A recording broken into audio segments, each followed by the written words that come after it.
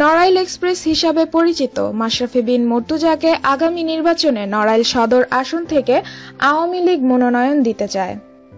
আওয়ামী লীগের ঘাঁটি হিসেবে পরিচিত নড়াইল ২ আসনে নৌকার মাঝি হিসাবে বাংলাদেশ ক্রিকেট দলের ওয়ানডে অধিনায়ক মাশরাফিকে দেখতে চান দলের সর্বোচ্চ ফোরাম।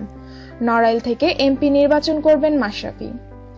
আওয়ামী লীগের একটি নির্ভরযোগ্য সূত্র নিশ্চিত করে জানিয়েছে, মাশরাফি শুধু নড়াইলের সম্পদ নয়, পুরো বাংলাদেশের সম্পদ। একজন সৎ, তরুণ, পরিশ্রমী এবং জনগণের জন্য নিবেদিত প্রাণ হিসাবে নিজের অবস্থান দেশবাসীর কাছে সুদৃঢ় করেছেন।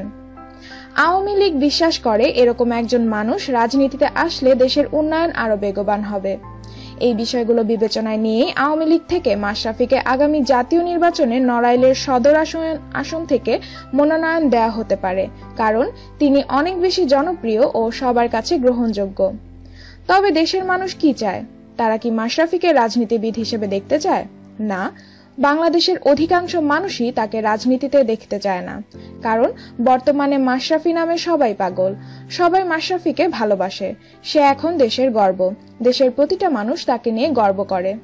কিন্তু মাশরাফি যখন রাজনীতিতে নাম লেখাবে, তখন সে হয়ে যাবে একটা নির্দিষ্ট দলের, আর এই নির্দিষ্ট দলের হওয়াতে অন্য দলের মানুষ তাকে অপছন্দের লিস্টে রেখে দিতেই পারে।